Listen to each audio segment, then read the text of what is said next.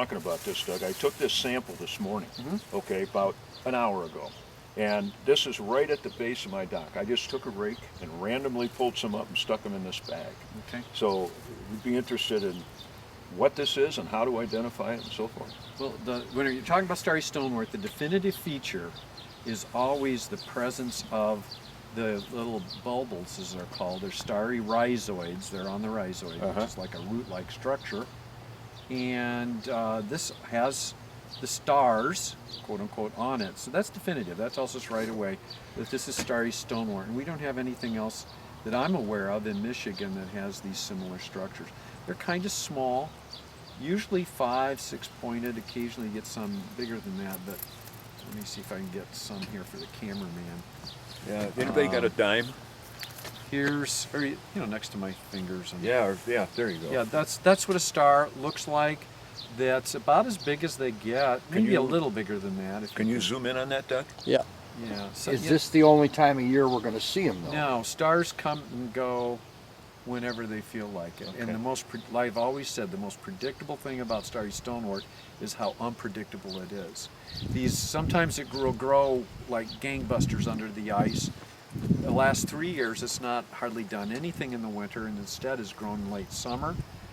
There's some real good reasons we think for that, but it's the bottom line is it's about as predictable as Michigan Doug, without. the treatment for starry typically something involving copper, like copper Yes, it is sulfate right or- now. Okay. And starry stonewort is very, very easy to kill. It is very susceptible to all forms of all the copper algicides. The problem with starry stonewort treatment is that it is so dense that it's difficult to get the algicide All the to way through it? penetrate into the mat. And I only know of one applicator in the state of Michigan. You guys know him. And he's able to, if I ask him to burn it down or kill it to the bottom, he seems to be able Is to this do Jeff? it. Yeah, No? yeah. Nobody else is able to do that as consistently. Well, when you come in today, if we ought to sit down for a little bit, talk about what you observed. I know there's some concern that there was starry Yeah. stonewort in there. That's predominantly Cara. Oh, is it? In fact, I couldn't find any starry. That doesn't mean it's not there, but it's certainly not conspicuous. So this Okay. is all Cara in there. Everything that I saw was native plant growth. There was some milfoil in this bay right there at the tip. Where? Right there. In the bay. Back near the pump Tip. station, probably. Yeah, just in the tip. I mean, it's That got all, Knox hit all that whole area. yeah, and that's come back. The thing that I found kind of disturbing in looking at some of these areas is that the milfoil, and I think we talked about this in the spring, it came back as an individual plant here and there, or widely scattered pattern in one plant. Now, if you're looking at recovery from old plant parts, it'll be more clumpy. And we know that we have hybrids these days. We know that they reproduce from seed. So whenever I see something like that, Think it's a get hybrid? little, yeah, it's probably a hybrid. And what if it's coming back from seed? That's going to be important, or something that will always be in the back of my mind when you look at your prescription for every year. Because there's things you can do, like some of the systemic herbicides, which will give you longer-term control, but they have no impact on seed. Now, obviously, you're not seeing a lot of plants being produced right now, but down the road, it may not make sense to use something that's more costly when you'll just get reproduction from seed. You see what I'm saying? So that was a pretty important observation. But again, there wasn't that much milfoil. It's just something that we have to keep in mind every year when we reconsider, what is it going to be best for the next year? What's the best treatment strategy for milfoil? But this area up here is good. It's almost all native plants. This is I think the marina that's Yes, cut it is. off. Yes. And then this is what I call the U channel up there. This, I think this is 211, 212. That's right, there's a This little is channel there, 221, yeah. 222. But the boat channel, it cleaned up better than I thought it would. Okay. Where the marina back The there. marina, yeah. That's good. There's some Cara on the bottom. I mean, a little starry mixed in with it, but I mean, that's clean. That really, I didn't think it would look that good.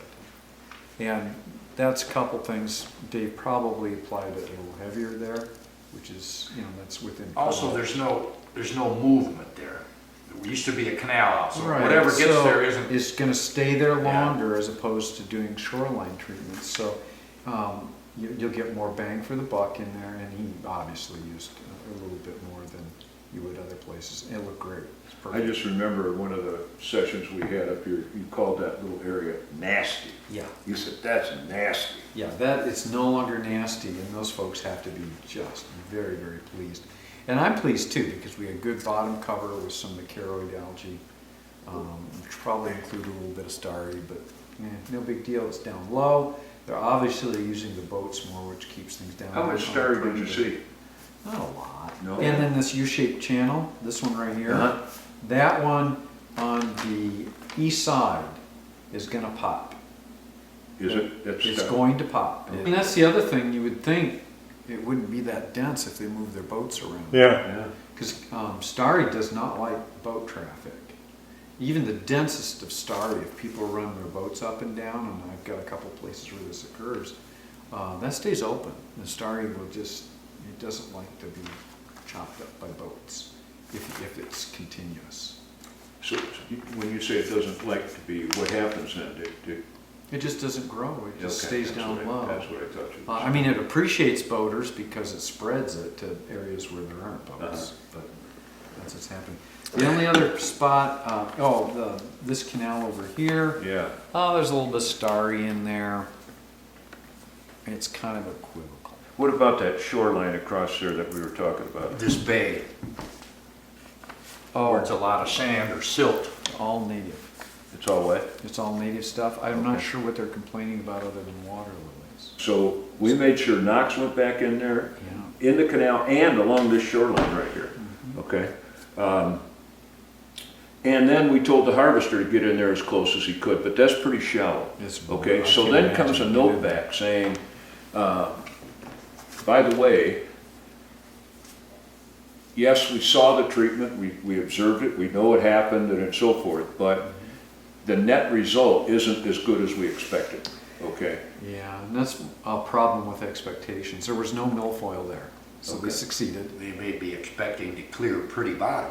Yeah, they might, or the water lilies are kind of dense in there. Yeah, they probably thought they Yeah, would that kill the could be water too, lilies too. huh? You Yeah. can, by state regulation, you're able to clear a 40 by 40 square foot area or a 20-foot wide path to open water Of water lilies? of water lilies.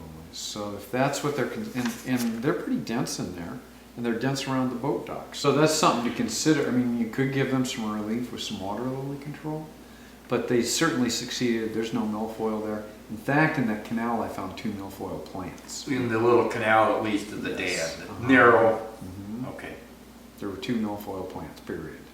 And they might have just been transported in. from So there's sea. Cara in there, probably? There's some, actually a fair amount of starry, but it doesn't seem to be growing very well.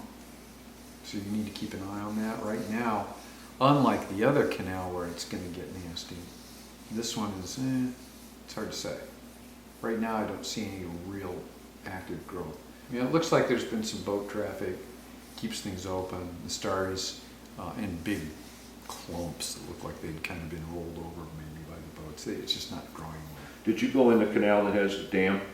Yes, a little bit. I didn't get in there very far. It was starting to rain pretty hard, and it's always choked. This way? It's got a lot. Has the greatest diversity, more plant species in there, and it's difficult to maneuver in there. There's a lot of Yeah, plants. the one guy in there's real happy. He said it really helped. Okay, I mean, just to get the milfoil down has probably been a good Yeah, thing. yeah.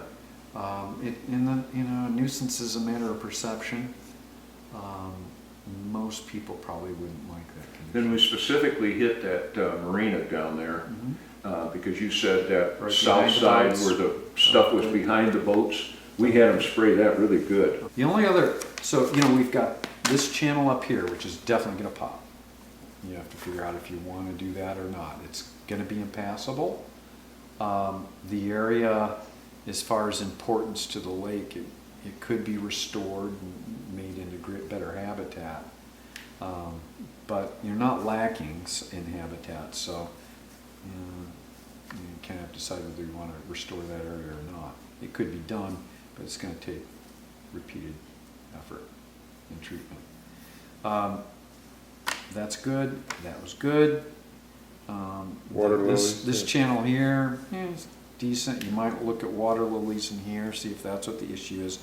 The only problem spot was down by you guys. And the starry stonewort is going to come up underneath those water lilies right next to shore, and it's going to be really ugly. Well, as far as my perspective goes, your early season plant community is far more complex than your late season one. And so that was kind of interesting. And you have a lot of wild celery. A lot of what? Wild celery. Is that good, bad? Well, I think it's bad. Most of the wild celery you have in Michigan was probably imported by the Department of Conservation in the Is it native? 60s. I don't think it really is. It's the one that makes those little curly Q flowers. Yeah, right. And they mess up people's boats. You have a lot of it, but it's not as bad as some lakes, and it doesn't matter. We don't have a good treatment for it anyway. How does this lake compare in overall quality to lower? Got to trim that off.